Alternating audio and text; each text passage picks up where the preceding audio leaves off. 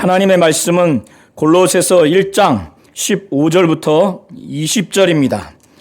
그는 보이지 아니하는 하나님의 형상이요 모든 피조물보다 먼저 나신 이시니 만물이 그에게서 창조되되 하늘과 땅에서 보이는 것들과 보이지 않는 것들과 혹은 왕권들이나 주권들이나 권세자들이나 만물이 다 그로 말미암고 그를 위하여 창조되었고 또한 그가 만물보다 먼저 계시고 만물이 그 안에 함께 섰느니라. 그는 몸인 그의 머리시라.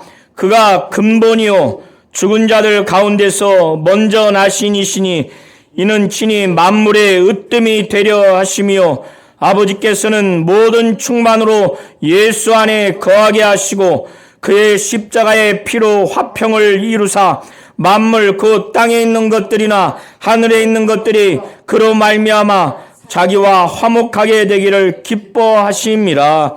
아멘. 하나님은 하나님의 형상인 예수를 이 땅에 보내신 분이십니다. 요한복음 17장 3절에 영생은 곧 영원히 사는 영원한 생명은 유일하신 참 하나님과 그가 보내신 자 예수 그리스도를 아는 것이니다 라고 말씀하고 있습니다. 우리의 영혼이 영원한 생명을 얻으려면 하나님, 바로 유일하신 하나님을 알아야 한다는 거예요.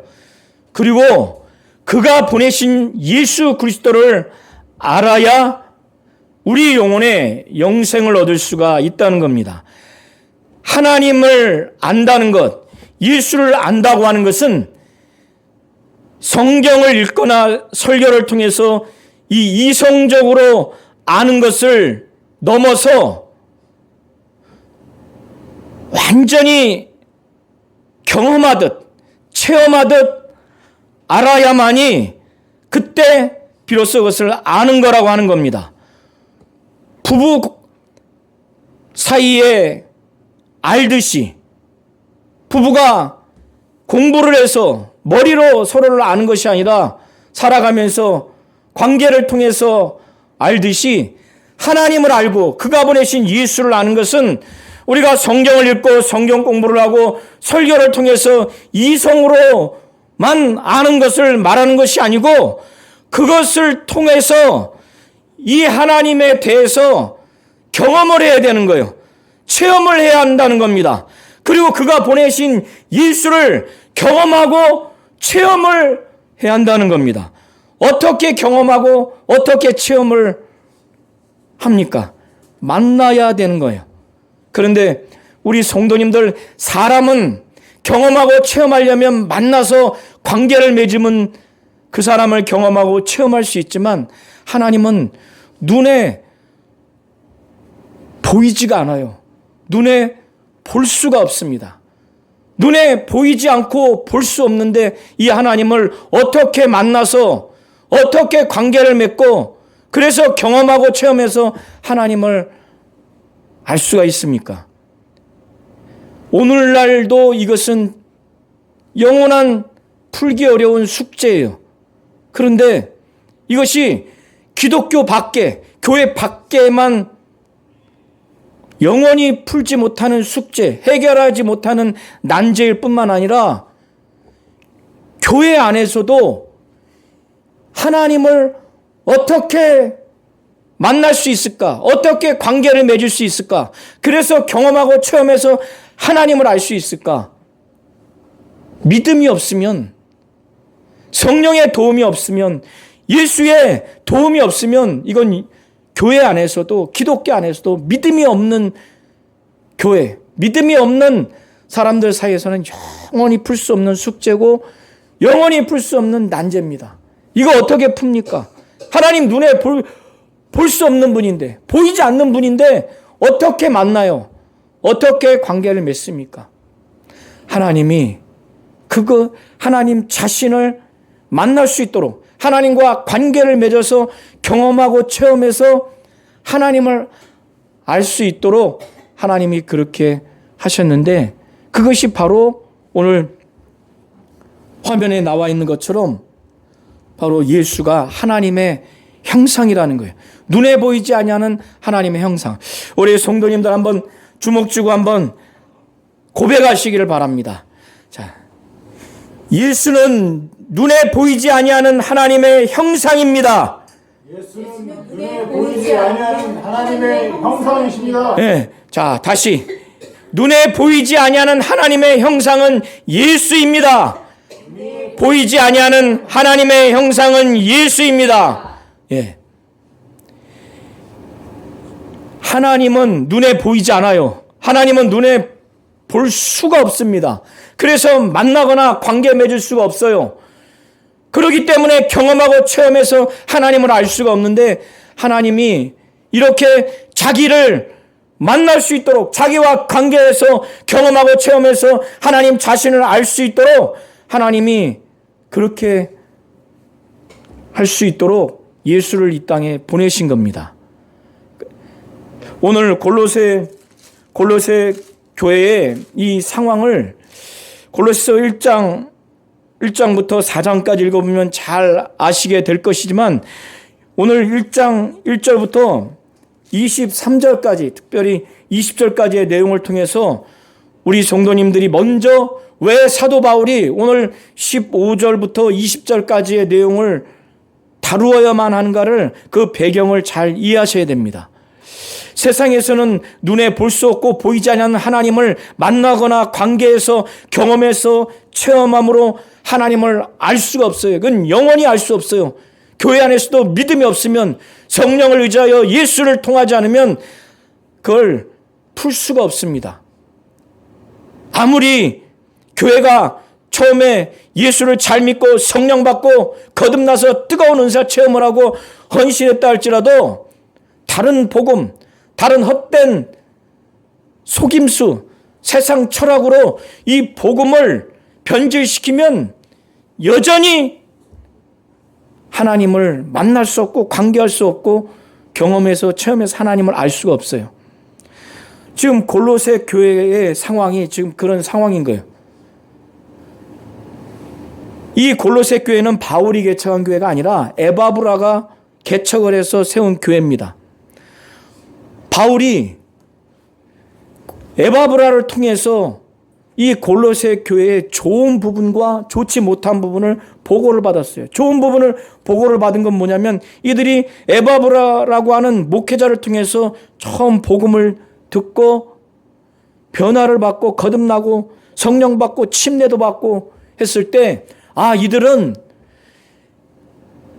주 안에서 하나님이 베풀어 주신 은혜를 진정으로 깨닫고, 진리가 무엇인지 깨닫고, 예수가 누구인지 깨닫고, 성령도 받고, 이들은 완전히 은혜를 많이 받고, 그래서 그들이 하늘에 대한 소망, 영광의 부활에 대한 소망, 그리고 하나님 나라에 들어가서 하나님이 주실 모든 것을, 소망을 그들이 가졌어요. 복음이 당연히 그런 소망을 줍니다.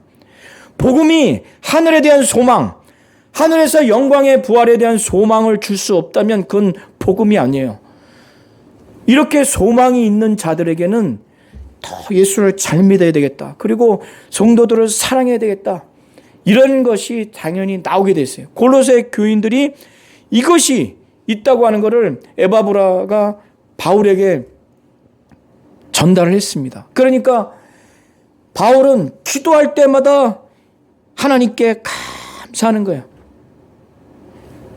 어떤 목회자가 자기 교회 교인들이 복음을 잘 믿고 하늘에 대한 소망, 영광의 부활에 대한 소망, 하나님이 주실 상에 대한 소망이 가득해서 예수를 잘 믿고 성도를 사랑하는 이 모습을 볼 때 웃음이 안 나올 목회자가 어디 있습니까? 저 또한 그렇습니다. 그러니 바울은 자기가 개척하지 않았다 할지라도 너무너무 기쁘고 하나님께 감사한 거예요.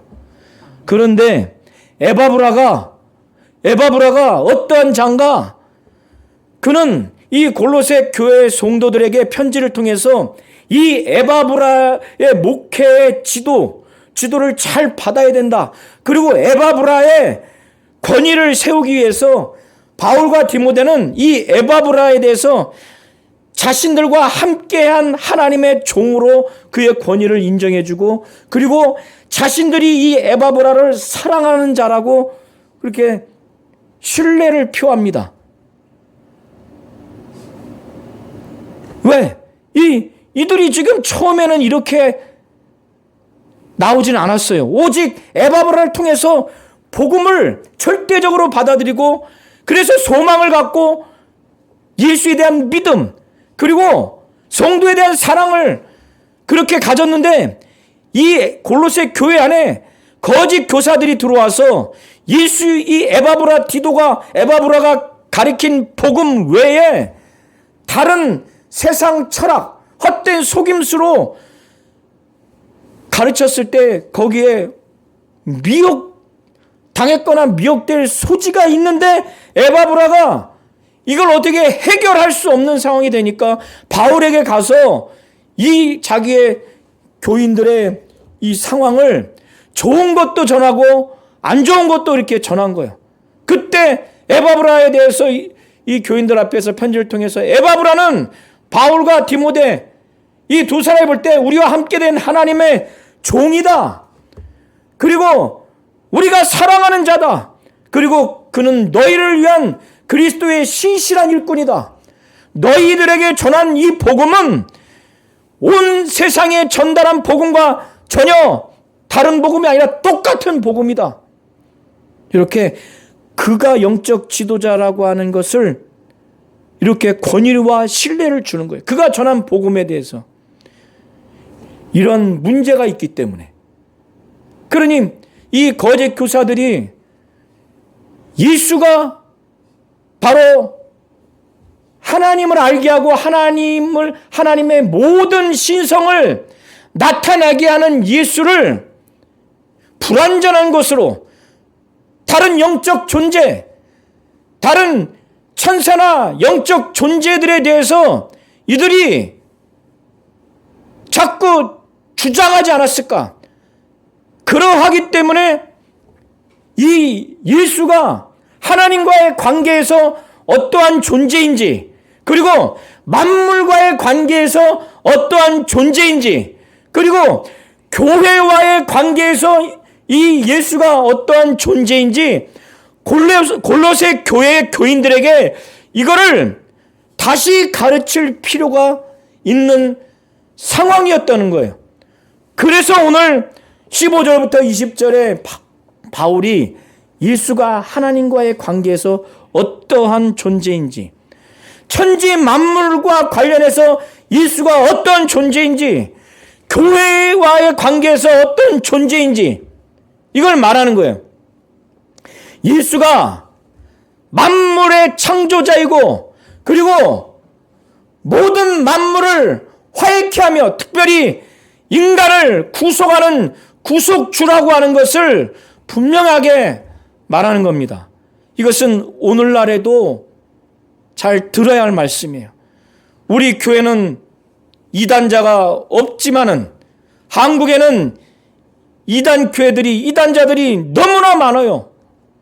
이때 우리 성도님들이 이걸 잘 듣고 믿으셔야 돼요. 왜? 저 신천지, 저 여호와 증인, 그리고 JMS와 통일교가 이단 사입인지를 오늘 설교의 내용을 통해서 분명히 하시기를 예수의 이름으로 축원합니다. 바울이 그래서 15절에 보면은 예수 외에 다른 존재, 다른 내용으로 이 복음을, 이 중재자인 이 예수를 변케하려고 이렇게 하는 이 골로새 교인들, 이 교회 상황을 두고 지금 말하는 거예요. 그래서 15절에 보면은 바울이 말하고자 하는 예수가 누군가? 눈에 볼 수 없는, 보이지 않는 하나님의 형상이라는 거예요. 예수가 하나님의 형상입니다. 형상이라고 하는 것은 바로 하나님의 눈에 볼 수 없는 하나님을 인식할 수 있는 그 표상이라는 거예요. 모습이라고 하는 겁니다. 우리 성도님들, 예수는 유일하신 하나님이 보내신 분이에요. 이 하나님은 하나님의 존재 자체를 볼 수 없고 하나님의 그 신적 속성, 그 신성을 느낄 수가 없고 확실히 알 수가 없어요.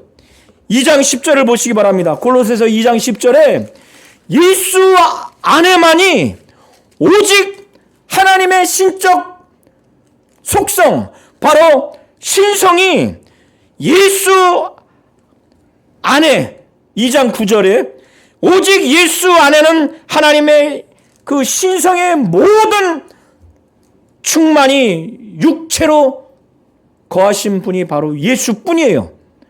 예수뿐이에요. 예수 외에 그 어떠한 존재도, 육신을 갖고 있는 존재 중에서 하나님이 갖고 있는 신적 속성, 그 신성의 충만한 모든 충만이 육체 안에 거하는 존재가 없어요. 그래서 이만희도 중보자가 될 수 없는 거예요. 그가 보혜사가 될 수가 없는 거예요. 문성명도 어떠한 종교의 교주도 될 수 없다는 거예요. 우리 성도님들 잘 이해하세요, 지금? 그래서 바울이 골로새 교인들에게 에바브를 통해서 개척 초기에는 이런 걸 가르칠 필요가 없었어요. 지금 거짓 교사들이 들어와서 예수 외에 다른 영적 존재를 말하니까 아마도 천사, 이런 존재들을 지금 증거했을 겁니다. 그리고 세상 철학, 속임수로 복음을 변질하니까 바울이 예수가 하나님과의 관계에 있어서 유일하게 예수만이 눈에 보이지 않는 하나님을 볼 수 있는 형상으로 말하는 겁니다. 자, 우리 성도님들 저를 따라 진실로 고백하시기 바랍니다. 예수만이 눈에 보이지 아니하는 하나님의 형상입니다. 하나님의 형상이십니다. 이게 하나님과의 관계에서 예수의 정체성에 매우 중요한 겁니다.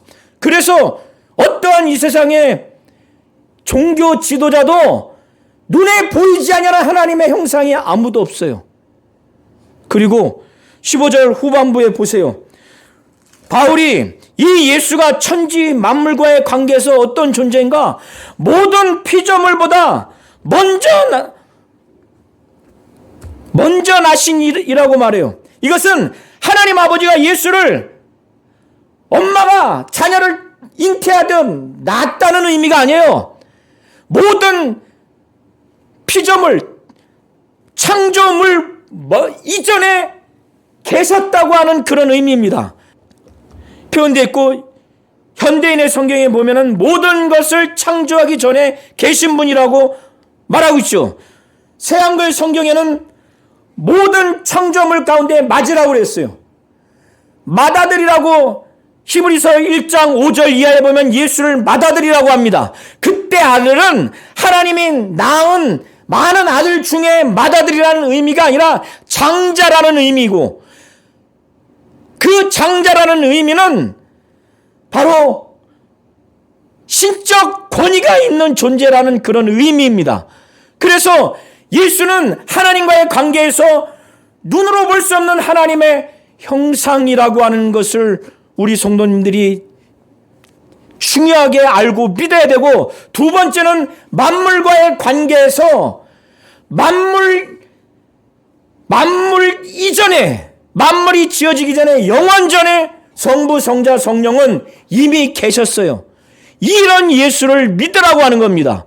이 골로새 교회의 이단자들, 거짓 교사들이 예수 외에 다른 영적 존재의 중요성을 가리키고 예수의 복음 외에 다른 세상 철학과 헛된 속임수로 변질되게 하는 이 상황에서 예수에 대해서 분명히 다시 믿으라고 하나님과의 관계에서는 눈으로 볼 수 없는 하나님을 볼 수 있는 바로 형상이라고 예수에 대해서 말하는 거예요. 우리 성도님들 이거 잘 믿어야 돼요. 그래야 신천지든 어디든 성경 잘 가리킨다고 가리키는 듯 유혹당해서 넘어가지 않는다 이 말이에요. 사람은 눈에 보이지 않는 하나님의 형상이 될 수가 없어요. 그리고 예수가 만물과의 관계에서 만물 이전에 원래 계셨어요. 이만희가, 문성명이, 정명석이, 어떤 교주가 만물 전에 아버지와 아들과 성령 삼위 하나님과 같이 있었습니까? 근데 희한하잖아요. 그걸 믿잖아요. 이 두 가지, 하나님과의 관계에서 예수가 어떤 존재인가, 만물과의 관계에서 어떤 지금 존재인가, 만물 전에 계신 분, 하나님과의 관계에서 이 예수는 유일하게 눈에 보이지 않는 하나님을 볼 수 있는 형상이라는 존재라는 것을 우리 성도님들이 분명히 믿으셔야 돼요. 그래서 16절에 헬라어 원어에는 왜냐하면이라고 하는 이유 접속사가 있는데 만물 전에 예수가 계시다고 하는 이유를 말하는 거예요. 그가 만물 전에 계신 증거를 말하는 거예요. 그는 만물을 지으신 분이라는 거예요. 예수로 말미암아 만물을 지었다는 거예요. 그래서 요한복음 1장 3절에도 사도 요한은 만물이 그로 예수로 말미암아 지음받았다고 분명히 말하죠. 히브리서 1장 2절에도 그로 말미암아 모든 이 세상의 세계를 다 지었다고 분명히 말하고 있어요. 그가 만물 이전에 계신 분이라고 하는 것을 바울이 골로새 교인들에게 그를 증거하고 있어요. 그가 그로 말미암아 그 예수 안에서 만물이 지어졌기 때문에 그가 하나님이 예수와 함께 공동으로 만물을 창조했어요. 예수를 대행자로 해서 창조했어요. 그렇기 때문에 그가 만물 전에 영원 전에 계신 분이라는 거예요.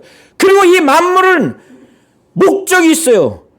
우리 성도님들도 무언가를 만들 때 그 사용 목적이 있죠. 하나님도 주 예수도 만물을 창조할 때는 목적이 있는 거예요. 예수 자신을 위해서 이 만물을 창조한 거예요. 이 골로새 교인들에게 너희들이 지금 듣고 있는 영적 존재들, 모든 만물은 예수를 위해서 있는 거다. 그러니까 그들은 믿을 그 자체로 믿음의 대상도 아니고 신성하게 교주처럼 여겨야 될 사람이 아니라는 거예요. 우리 성도님들 인류 역사상 태양신을 섬기는 족속이 있었습니다. 동물의 형상을 조각해서 그걸 신이라고 숭상한 민족도 있어요. 지금도 불상을 새겨놓죠. 사람을 신으로 섬기고 있죠. 그런 모든 것들은 만물 이전에 있는 자들이 아니에요.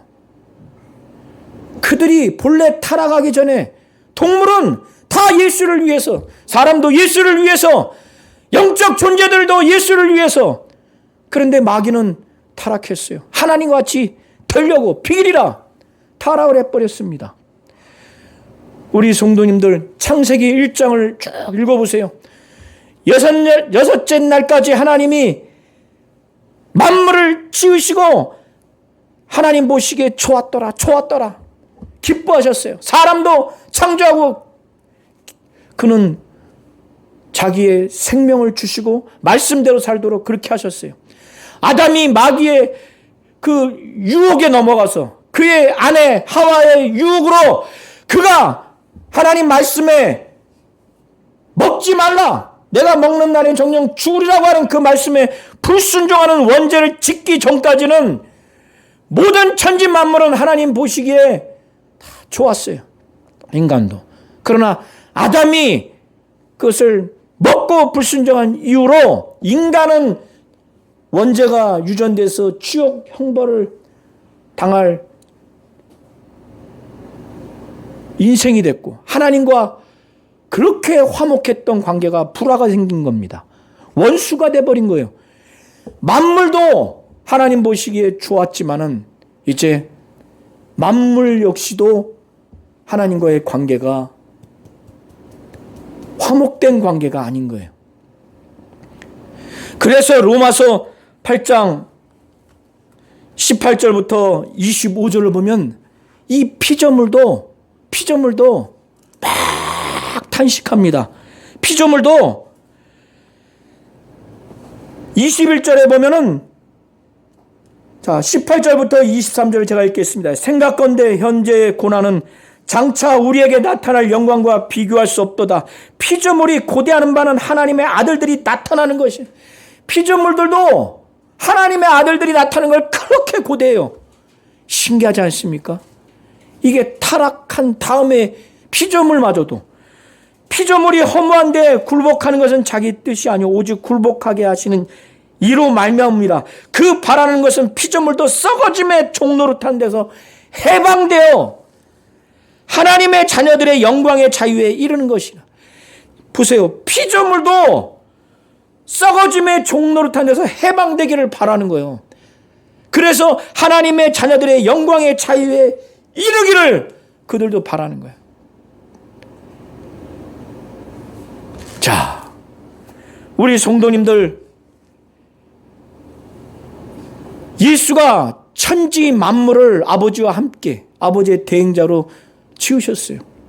그러니까 지금 골로새 교인들이 거짓 교사를 통해서 지금 듣고 있는 이 영적 존재들, 이 존재들, 하늘에 있는 것들이나 땅에 있는 것들, 눈에 보이는 것들, 산과 바다와 사람은 눈에 보이죠.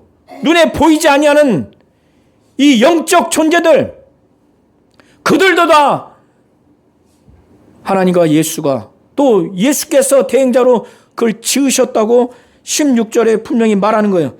그래서 혹은 왕권들과 주권들과 통치자들이나 권세자들이나 만물이 다 그로 말미암고 예수로 말미암고 예수에 의해서 창조되었고 예수를 위해서 창조됐다고 말합니다. 자, 16절 새 성경의 번역을 화면에서 보세요. 화면에서 예수 안에서 만물이 창조됐다는 것은 예수에 의해서 창조됐다고 말하는 거예요. 그렇기 때문에 만물 전에 예수가 계시다고 하는 증거로 바울이 지금 말하는 겁니다. 모든 것이 그로 말미암아 그를 위해서 창조됐다고 지금 분명히 말해요. 그런데 우리 성도님들 16절에 보면은 왕권들이나 주권들이나 통치자이나 권세자리 이것이 현대인의 성경에 보면은 뭐라고 나와 있냐 한번 보세요. 자, 파란 글씨를 한번 보세요. 화면에. 자, 천사들과 한번 같이 읽겠습니다. 시작. 천사들과 영적 존재들과 만물이 다 그분 위에서 창조되었고 그분을 위해 창조되었습니다. 현대의 성경에 왕권들과 주권들과 또 통치자들과 권세들을 뭐라고 그래요? 천사들과 영적 존재들이라고 말하고 있죠. 학자들이 이렇게 해석을 합니다. 이것은 에베소 1장 21절 모든 통치와 권세와 능력과 주권과 이 세상뿐만 아니라 오는 세상에 일컫는 모든 이름 위에 뛰어나게 하시고 또 에베소 3장 10절에 보면 하늘에 있는 통치자들과 권세들 이렇게 말한 것을 통해서 천사들과 영적 존재들이라고 그렇게 이해하시면 됩니다. 그러니까 지금 골로새 교인들에게 거짓 교사들이 가리키고 있는 영적 존재들 그들도 하나님이 창조하셨는데 그들 역시도 예수를 위해서 창조했다는 거예요. 모든 천사는. 자, 히브리서 1장 4절부터 7절을 한번 보겠습니다. 이 천사는 아들을 위해서 지음을 받은 존재예요. 아들의 이 천사는 그의 천사들을 바람으로 그의 사역자들을 불꽃으로 삼았다고 이미 구약에 기록하고 있습니다. 그러니까 이 골로새 교회의 교인들에게 바울이 말하고자 하는 것은 천사들, 영적 존재들, 마귀도 본래는 하나님을 위해서, 주 예수를 위해서 지어진 존재요. 그러나 그가 타락을 해버렸어요. 모든 인간들, 모든 산과 바다, 모든 동물들, 우주의 모든 행성들, 눈에 보이는 것뿐만 아니라 보이지 않는 천사들, 마귀, 귀신들, 그들은 타락하기 전에 본래 영적 존재들, 선한 천사들이었고 귀신은 본래 인간이었죠. 이 모든 건 예수를 위해서 창조된 존재예요. 그러나 마귀가 예수를 위해서 살지 않아. 오히려 하나님같이 되려고 해서 타락합니다. 인간이 예수를 믿고 예수를 위해서 살지 않고 죽으니까 귀신 되는 거예요. 미혹하는 영들. 자, 16절까지 얘기가 바로 그런 내용입니다. 자, 우리 성도님들이 보시면은 이 예수는 만물보다 먼저 계시고 만물이 그 안에 함께 있는데, 우리 성도님들도 어떤 사업을 하는 분이라면, 기술자라면 사업 차원에서 기술 능력으로 어떤 물건을 만들면, 어떤 기계와 장비를 만들면 그거는 목적이 있어서 짓죠. 그리고 그것이 작동하게, 유지하게, 존속하게 그렇게 하죠. 하나님과 주 예수가, 하나님의 대형제로 예수가 천지 만물을 지었을 때, 인간을 짓고 천지 만물을 짓고 눈에 보이지 않는 영적 존재를 지었을 때는 예수를 위해서 살라고 그것을 지었고, 그것을 계속 유지하고 존속하게 하시는 분도 바로 누구냐? 바로 예수예요. 그래서 17절의 후반부에 보면은 만물이 그 안에 함께 섰다고 하는 의미는 바로 그런 의미입니다. 예수 안에 함께 섰다고 하는 것은 만물이 예수로 말미암아 계속 유지되고 존속하는 거예요. 우리 성도님들, 태양과 지구가 지금보다 더 거리가 가까우면은 지구는 존재하지 않습니다. 지구 안에 있는 모든 인간 생물들은 존재하지 않아요. 지구가 스스로 돌죠. 또 태양을 돕니다. 각도 기울이기, 이거 다 누가 합니까? 우주에 많은 행성이 있어요. 행성의 궤도를 운행하는 분이 바로 누구예요? 바로 주 예수예요. 그가 만물을 예수께서 다 유지하고 존속하도록 하는 겁니다. 물건이 이렇게 하면 떨어지죠. 이게 중력이라고 합니다. 누가 합니까? 예수가 하는 거예요. 만물을 지었을 때는 만물을 예수를 위해서 있도록 운영되고 유지되도록 바로 예수께서 그렇게 하는 겁니다. 우리는 지금도 계속 지구가 스스로 돌고 있어요. 이 예배당 안에 이게 고정인 것 같죠? 돌고 있습니다. 그런데 우리는 그걸 느낄 수가 없어요. 지구가 돌아가는 소리를 우리가 이 귀로 듣는다면 귀가 터져서 우린 죽습니다. 그걸 누가 그렇게 하시죠? 예수가. 그런 의미가 바로 17절의 내용입니다.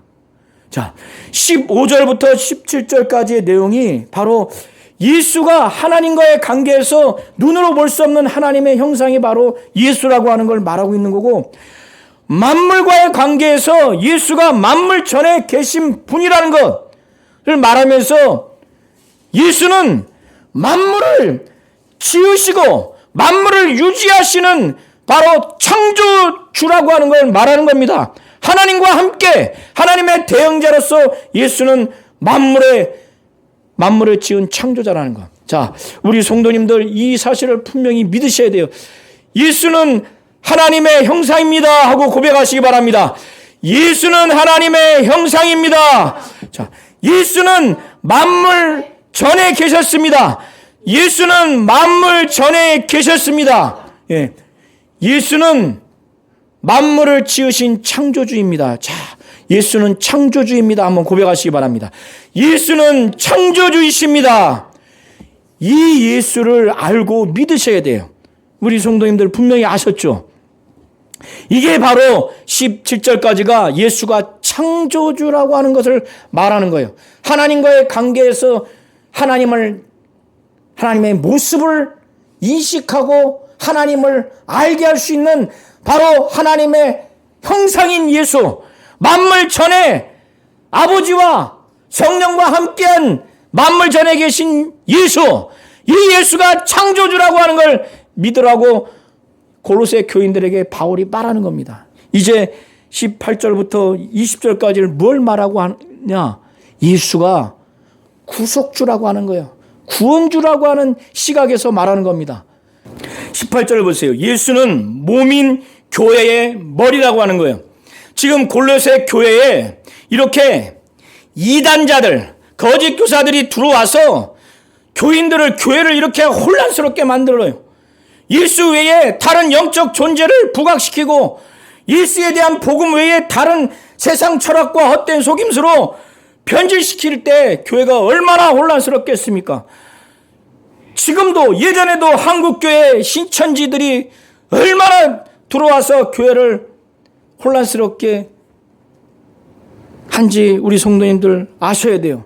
지금도 고통 중에 있는 교회가 있을 겁니다.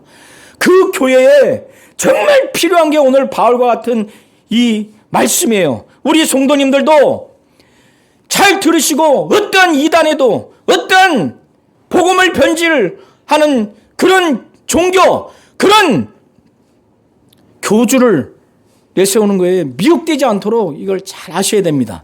그래서 이렇게 혼란스러울 때 바울이 말하는 것은 이 골로새 교회뿐만 아니라 온 세상의 우주적인 교회, 이 교회는 원론적으로는 우리 예수 믿고 성령 받고 거듭난 사람들의 모임을 교회라고 하는 겁니다.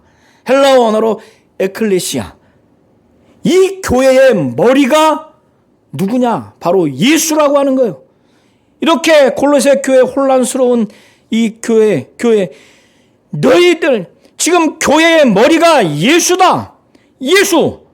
고대 사회에서 몸과 머리의 관계는 이 머리가 몸을 지배하고 이 머리가 몸을 살리는 생명을 주고 영향을 주는 것이 바로 머리라고 이렇게 생각을 하고 있었어요. 고대 사회에는.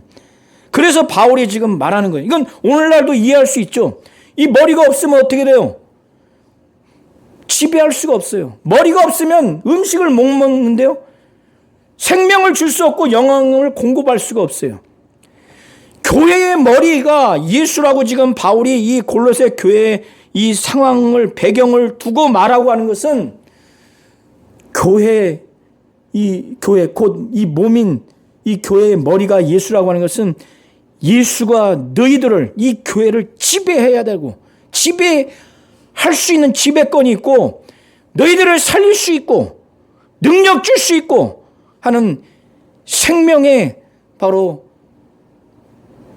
근원, 능력의 근원, 바로 예수께서 교회의 지배자, 통치자라고 하는 것을 지금 말하는 겁니다.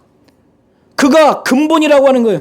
그가 근본이라고 말하는 것은 세 번역에는 근원, 현대인의 성경에는 시작으로 나와 있죠. 새한글에도 시작, 예수가 시작.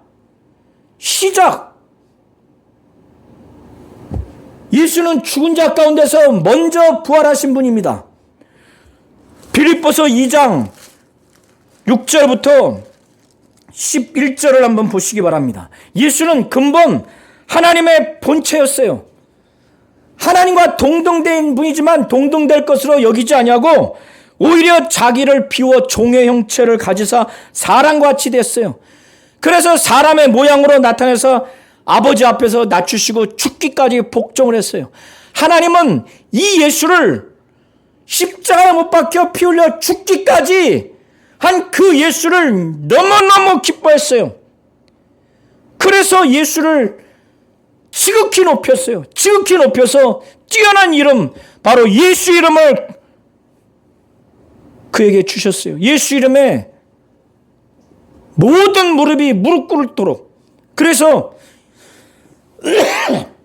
예수를 주라, 바로 임금과 구주로 그리스도로 고백하도록 그렇게 하심으로 하나님께 영광 돌리도록 빌립보서 2장 6절부터 11절에 그렇게 나와 있어요. 하늘에 있는 자들과 땅에 있는 자들과 땅 아래에 있는 자들로 모든 무릎을 예수 이름에 꿇게 하시고, 예수께서 이렇게 하심으로 인해서 모든 만물의 으뜸이 되게 하나님이 하신 겁니다. 왜 하나님이 하늘에 있는 자들과 땅에 있는 자들과 땅 아래에 있는 모든 자들이 예수 이름에 무릎 꿇고 예수를 주라 시인하도록 하나님께서 예수를 만물의 으뜸이 되게 하셨어요.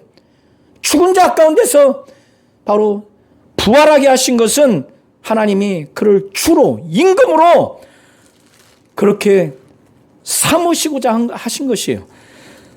이 내용은 사도행전 2장 사도 베드로의 그 설교를 통해서도 나와 있습니다. 사도행전 2장 36절에 그런즉 이스라엘 온 집은 확실히 할지니 너희가 십자가에 못 박은 이 예수를 하나님이 주와 그리스도가 되게 하셨느니라. 하나님이 만물의 으뜸이 되게 하신 그 이유, 그렇게 할 수밖에 없는 그 근거가 뭐냐? 예수에 대해서 너무 기뻐해. 예수가 하시는, 예수를 통해서 하는 사역을 너무 기뻐하기 때문에 만물의 으뜸이 되게, 주가 되게, 임금이 되고 구주가 되도록 그렇게 하신 것입니다. 할렐루야!